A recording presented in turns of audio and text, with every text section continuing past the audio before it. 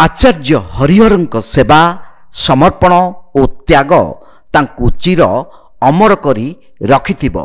तांको भल मनीष हुअर आह्वान मनीष चरित्र को सबुदिन संस्कारित करी चलीथिबो बोली अतिरिक्त जिलापाल प्रोटोकॉल डॉक्टर शरद चंद्र महापात्र मत व्यक्त करिसेंती।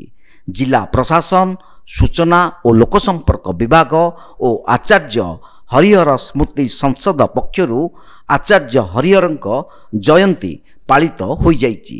प्रारंभ रे हरिहर छक स्थित आचार्य हरिहरଙ୍କ प्रतिमूर्ति रे अतिथि माने माल्यार्पण करिबा परे गांधीघाट ठारे गांधी प्रतिमूर्ति रे माल्यार्पण सह एक सभा अनुष्ठित होइतिला। एथिरे मुख्य अतिथि भावे जोगदेई अतिरिक्त जिलापाल श्री महापात्र आचार्य हरिहरଙ୍କ बाग्मिता मेधा और बुद्धिमता अनन्य बोली कहिबा सह तांको आदर्श और जीवन दर्शन समग्र मानव जातिर प्रेरणार उत्स बोली कहितिले। गांधीवादी गौरांग चरण परिड़ा स्मृति संसदर सदस्य मायाधर महाराणा डॉक्टर देवप्रसाद दास प्रमुख जोगदेई आचार्य स्मृति चारण करथिले।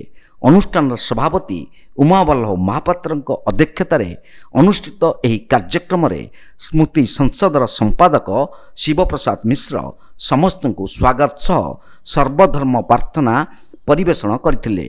अन्यमानक मध्यरे उपखंड लोक संपर्क अधिकारी रघुनाथ सेठी, स्मृति संसदर सदस्य सुकांत कुमार महांती, जयंती महापात्र, वासुदेव साहू, ज्योत्स्ना नायक, इंजीनियर गिरिजा शंकर पाढ़ी, गंगाधर दास, यज्ञदत्त पाइक, रूपरंजन त्रिपाठी प्रमुख जोग देइथिले।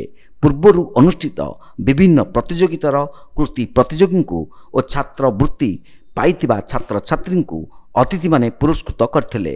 शेषरे जुग्म संपादक नवकिशोर रथ धन्यवाद अर्पण करथिले।